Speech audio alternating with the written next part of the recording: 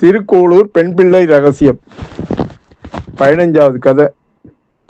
ஏதேனும் என்றேனோ குலசேகரர் போலே. திருக்கோளூர் பெண் பிள்ளை கதை சொல்ல ஆரம்பித்தாள். ராமானுஜரும் அவரது சீடர்களும் அந்த கதையை சொல் என்றார்கள். ராமானுஜருடன் சேர்ந்து நாமும் அந்த கதையை கேட்போமா? பெண் பிள்ளை தொடர்ந்தாள். கேரள தேசம் கொல்லி நகரான கருவூர் திருவச்சிக்களம் என்னும் ஊரில் மாசி மாதம் புனர்பூச நட்சத்திரத்தில் தோன்றிய குலசேகர ஆழ்வார் மன்னராக ஆட்சி புரிந்தார். குலசேகர ஆழ்வார் 4 வகை படை கொண்டு பகைவர்களை வென்று நீதி நெறி பெறாமல் செங்கோல் செலுத்தி கொல்லி நகரை அரசாண்டு வந்தார். பார்க்கடலில் துயிலும் பரந்தாமனின் மீது அவருக்கு அளவு கடந்த பக்தி இருந்தது. அந்த அளவு கடந்த பக்தியின் காரணமாக அரசு பணிகளில் நாட்டமில்லாமல் போனது அவருக்கு. தினமும் ஸ்ரீரங்கம் சென்று அரங்கனை சேவிக்க வேண்டும் என்று ஸ்ரீரங்கம் கிளம்பி விடுவார். யாரு? இந்த குலசேகர ஆழ்வார். அப்போது அமைச்சர்கள் ஸ்ரீ வைஷ்ணவர்கள் சிலரை அழைத்து வந்து அரச சபையில் அரசரிடம் சேர்த்து விடுவார்கள். உடனே அந்த மன்னன் ஸ்ரீரங்கம் செல்வதை விட திருமால் அடியார்களை இங்கேயே வரவழைத்து சேவிப்பது சிறந்தது என இந்த ஸ்ரீரங்கம் செல்லும் பயணத்தை கைவிட்டு விட்டார்.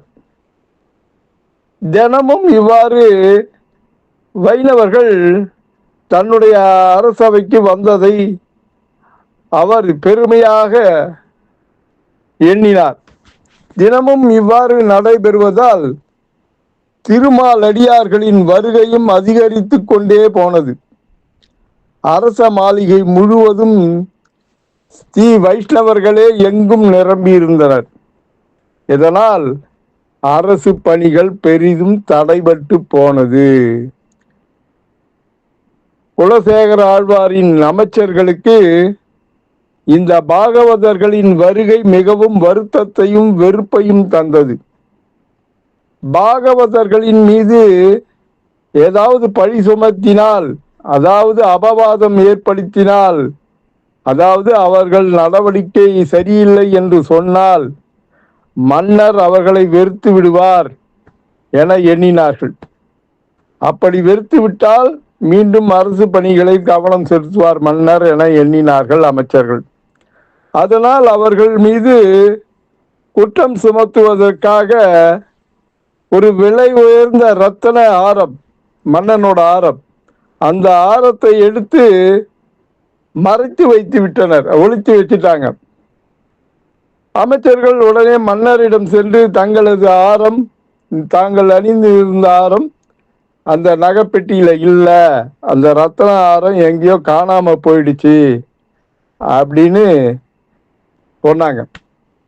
உடனே அதனை இந்த வைஷ்ணவர்களில் யாரோ ஒருவர் தான் எடுத்திருப்பார்கள் என்றும் அமைச்சர்கள் உறுதிபட மன்னரிடம் தெரிவித்தனர். இதனை கேள்வியுற்ற குலசேகர ஆழ்வாரின் மனம் மிகவும் வேதனைப்பட்டது. மன்னன் அதை நம்பவில்லை. ஆனால் அமைச்சர்களின் இந்த சந்தேகத்தை தீர்ப்பதற்காக அமைச்சர்களிடம் ஒரு குடத்தில் ராஜநாகத்தை விட்டு எடுத்து வருமாறு கட்டளையிட்டான் மன்னன். ஏதோ மன்னன் சொல்கிறாரே என அமைச்சர்கள் சென்று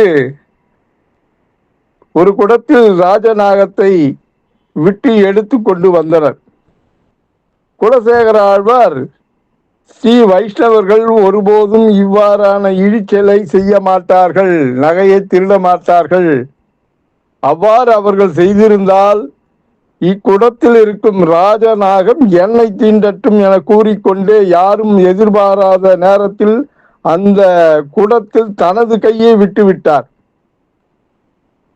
அமைச்சர்கள் அலறினார்கள், என்ன ஆக போகிறதோ மன்னனுக்கு அப்படின்ட்டு. குட்டு வெளிப்பட்டுட போதே அப்படின்னு பார்த்தாங்க. ஆனா பகவான் என்ன பண்ணாரு?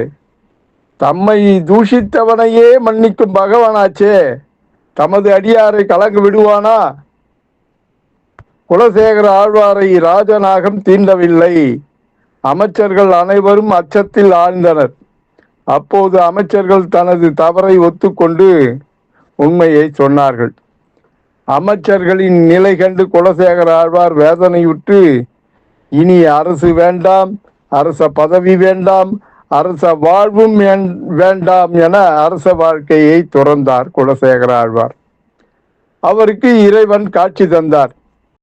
இறைவன் காட்சி தந்தமையால் இன்பமும் செல்வமும் அரசாட்சியும் தமக்கு வேண்டாம் என்று நிரந்தரமாக துறவினை மேற்கொண்டார் குலசேகர ஆழ்வார். அதன் பிறகு பல திவ்ய தேசங்கள் தோறும் சென்று பெருமாள்களை சேவித்து மங்களாசாசனம் செய்து கொண்டு திருமலை வந்து அடைந்தார். திருமலையில் உள்ள வளங்களை கண்டு, இங்கு இந்த மலையிலேயே ஏதாவது ஒரு உருவில் இங்கேயே தங்கிவிட வேண்டும், திருவேங்கடமுடையானை தினமும் பார்த்து நாம் ரசிக்க வேண்டும், அனுபவிக்க வேண்டும் என எண்ணினார் குலசேகர ஆழ்வார். எம்பெருமானின் பொன்மலையில் உள்ள சுனையில் உள்ள மீனாகவோ, மலையில் உள்ள மரமாகவோ, செடியாகவோ, கொடியாகவோ பெருமாளை எப்போதும் சேவித்து கொண்டே இருக்க எண்ணிய குலசேகர ஆழ்வார் திருவேங்கடமுடையான் மேல் ஒரு பாசுரத்தை பாடினார். எம்பெருமான் பொன்மலை மேல் ஏதேனும் ஆவேனோ என்றார். செடியாய வல்வினைகள் தீர்க்கும் திருமாலே, நெடியானே வேங்கடவா நின் கோயிலின் வாசல், அடியாரும் வானவரும் அறம்பயரும் கிடந்தி எங்கும் படியாய் கிடந்து உன் பவளவாய் காண்பேனே, படியாய் கிடந்து உன் பவளவாய் காண்பேனே என்ற குலசேகர ஆழ்வாரின் பெருமாள் திருமொழி புதர் போல மண்டி கிடக்கும் என் பாவ புண்ணியங்கள் என்னும் வலிமையான வினை பயன்களை தீர்த்து உன் திருவடிகளில் சேர்க்கும் திருமகள் தலைவனே, எல்லோரையும் எல்லாவற்றையும் விட பெரியவனே, உயரமானவனே, திருவேங்கடவா, உனது சந்நிதியின் திருவாசலில் அடியவர்களும் தேவர்களும் தேவ மகளிர்களும் கால் வைத்து ஏறி இறங்கும் படியாக கிடந்து காலங்காலமாய் உனது பவளவாயின் அழகை கண்டு மகிழ்வேனே என்கிறார் குலசேகர ஆழ்வார். இதைத்தான் படியாய் கிடந்து உன் பவளவாய் காண்பேனே என்றார். குலசேகர ஆழ்வார் தன்னிலை எதுவாகினும் கல்லோ மண்ணோ தான் திருமலையில் இருந்து தினமும் திருவேங்கடவனை காண விரும்புவதை இந்த பாடல் விவரித்துள்ளது. திருமலையில் பலவாறான நிலையில் இருக்க எண்ணிய குலசேகர ஆழ்வார் முடிவில் எம்பெருமான் பொன்மலையில் ஏதேனும் ஆவேனோ என்று தன் ஆதங்கத்தை வெளிப்படுத்தினார். கருவறையின் வாயிற்படியாகவே இருக்க ஆசைப்பட்டார். குலசேகர ஆழ்வாரின் தூய பக்தியை மனதில் கொண்டு இறைவனை தினமும் பக்தர்கள் தரிசிக்க வேண்டும் என்பதற்காக இன்றும் வேங்கடேச பெருமானின் கோவிலின் கருவறைப்படி குலசேகரப்படி என்றும் அழைக்கப்படுகிறது.